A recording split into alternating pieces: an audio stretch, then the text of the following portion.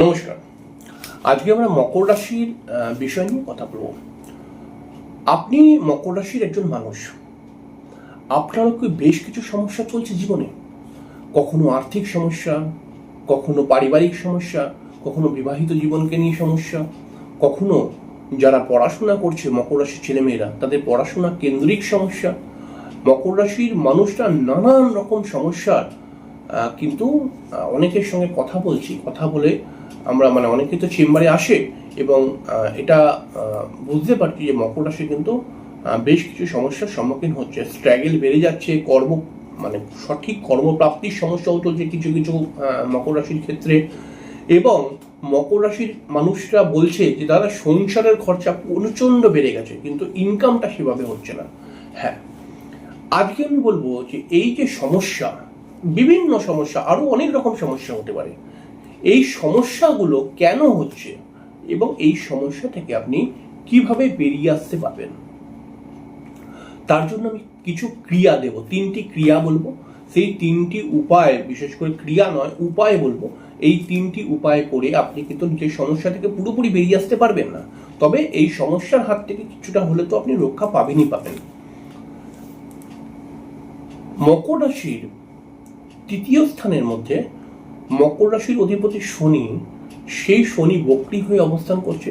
মকর রাশির 7ম স্থানে বৃহস্পতির অবস্থান এবং মকর রাশির 8ম স্থানে কেতুর অবস্থান, মকর রাশির 2য় ঘরের মধ্যে রাহুর অবস্থান, এগুলো বিভিন্নভাবে মকর রাশিকে কিন্তু বিপর্যস্ত করে ফেলেছে। মকর রাশি কোনো সময় আর্থিক সমস্যার মধ্যে ভুগছে এবং কোনো সময় কিন্তু হঠাৎ হুড় করে অর্থ খরচা হয়ে যাচ্ছে, কিন্তু সেভাবে অর্থটা আর্ন হচ্ছে না বা ইনকাম হচ্ছে না। কোনো সময় মকর রাশির মাথা গরমের ফলে মকর রাশির পরিবারের কোনো মেম্বারদের সাথে কিন্তু ঝগড়া অশান্তি লেগে যাচ্ছে বা বন্ধু বান্ধবের সাথে ঝগড়া অশান্তি লেগে যাচ্ছে। মকর রাশির মানুষদের ক্ষেত্রে দেখা যাচ্ছে কোনো মকর রাশির ক্ষেত্রে শরীর স্বাস্থ্যকে নিয়েও বেশ কিছু প্রবলেম আসছে।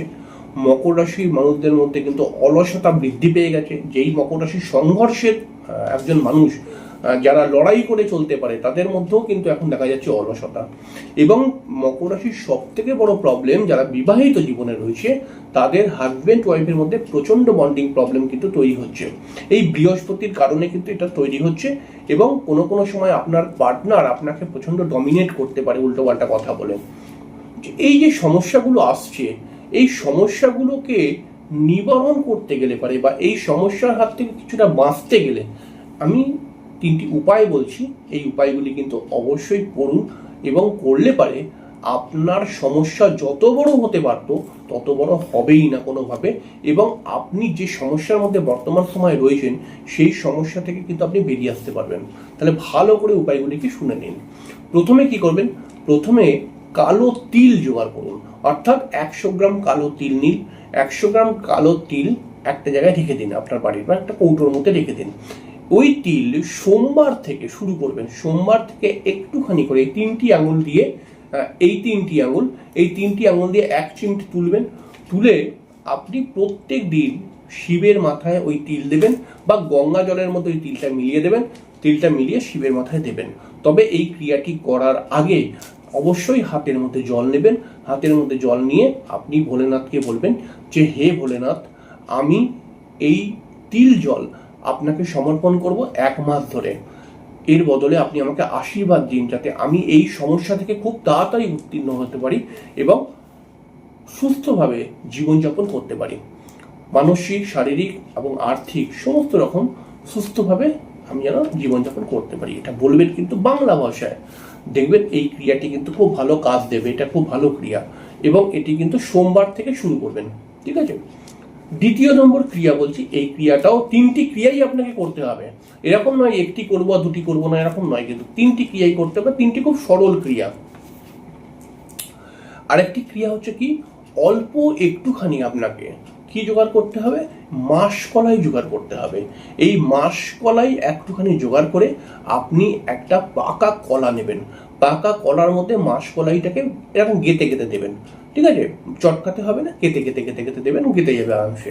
এই মাসকলাই যুক্ত কলার উপরে সিঁদুর দিয়ে একটা সিঁদে দাগ কাটবেন, একটা এরকম প্লাস চিহ্নের মতো একটা দাগ কাটবেন সিঁদুর দিয়ে, অনামিকা আঙুল দিয়ে। এবার এই কলাটাকে আপনি নিজের মাথার উপর দিয়ে 3বার ঘোরাবেন। 3বার ঘুরিয়ে আপনি সেই কলাটিকে হাতের মধ্যে রেখে বলবেন যে আমি এই কলার উপরে আমার সমস্ত গ্রহ ফাঁড়া,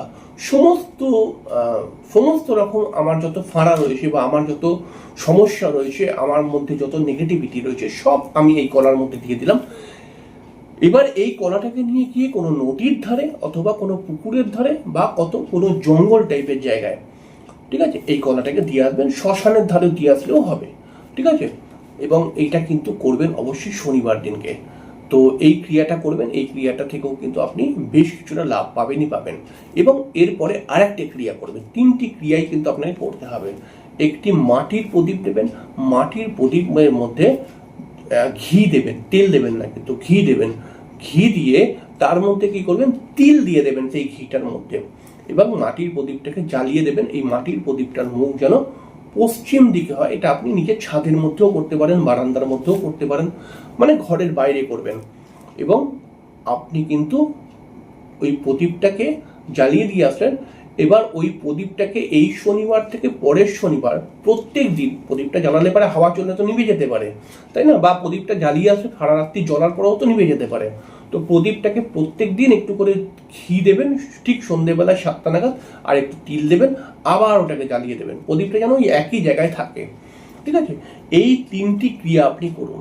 এই 3টি ক্রিয়া আপনি যদি সঠিকভাবে করতে পারেন, তাহলে পারে কিন্তু আপনি যেই সমস্যার মধ্যেই থাকুন না কেন, এই সমস্যা থেকে আপনি কিন্তু কিছুটা হলেও মুক্তি পাবেন বা রেহাই পাবেনই পাবেন। এবং আপনি কিন্তু খুব দ্রুত আপনার সমস্যা থেকে বেরিয়ে আসতে পারবেন। দেখুন, যখন খারাপ সময় যায়, তখন খারাপ সময়ের পেছনে অনেকগুলি কারণ কাজ করে। যেমন আপনার জন্মছকের নেগেটিভ গ্রহ অবস্থান, আপনার জন্মছকের মধ্যে কোনো অশুভ দোষ, বা আপনার পূর্বজন্মের কর্মফল, বা বিভিন্ন আরো অনেক কিছু হতে পারে। কিন্তু খারাপ সময়টাকে যা হোক করে দেখুন, খারাপ সময়ের মধ্যে নানান খারাপ ঘটনা আপনার জীবনকে কিন্তু অনেকটাই দাগ কেটে দিয়ে চলে যায়। যেমন ধরুন, খারাপ সময়ের মধ্যে একটা ছেলে মেয়ে যাদের দেখতে ভালো, সবকিছু ভালো, সুন্দর, তাদের মধ্যে একটা হঠাৎ ঝগড়া অশান্তি করে ডিভোর্স হয়ে গেল, বা একটা ডিভোর্সের কথাবার্তা চলে আসলো। তো এটা কিন্তু দুজনেই কোনোদিন ভাবেনি যে এরকম জায়গায় আসবো আমরা, কিন্তু খারাপ সময় এসব করিয়ে দেয়। এবং এই যে ক্রিয়া বললাম বা এই যে উপায়গুলি বললাম, এই উপায়গুলি করে কিন্তু আপনি আপনার সমস্যা যাই হোক না কেন, সেটা আর্থিক সমস্যা হতে পারে, সেটা বিবাহিত জীবনের সমস্যা হতে পারে, সেটা পড়াশোনার সমস্যা হতে পারে, সেটা কর্মপ্রাপ্তির সমস্যা হতে পারে, সব সমস্যার জন্য এই ক্রিয়াটি করতে পারেন। এটা খুব ভালো ক্রিয়া একটি, এবং এইটি করে কিন্তু আপনি আপনার সমস্যা থেকে বেরিয়ে আসতে পারবেনই পারবেন। দেখুন, পুরোপুরি তো সমস্যা কাটিয়ে দেওয়া যাবে না, তার জন্য বেশ কিছু গ্রহ প্রতিকার, রত্ন, কবচ ইত্যাদির প্রয়োজন হয়ে পড়ে। কিন্তু যাদের কাছে অর্থ নেই, তারা এই ক্রিয়াটি করে কিন্তু অবশ্যই অবশ্যই অবশ্যই নিজের সমস্যা থেকে মুক্তি পাবেনই পাবেন। যাই হোক, পরের দিনকে আরেকটি অনুষ্ঠান নিয়ে চলে আসবো। ভক্তি শ্রদ্ধার সাথে করুন। নিজের সমস্যার কথা অবশ্যই ভগবানকে জানান, ইউনিভার্সকে জানান, যাতে আপনার সমস্যা থেকে আপনি খুব দ্রুত মুক্তি পান। দেখবেন অবশ্যই আপনি কোনো না কোনো পথ খুঁজে পাবেনই পাবেন। এই হোক, পরের দিনকে আরেকটি অনুষ্ঠান নিয়ে চলে আসবো। ততক্ষণের জন্য নমস্কার, অনেক অনেক অনেক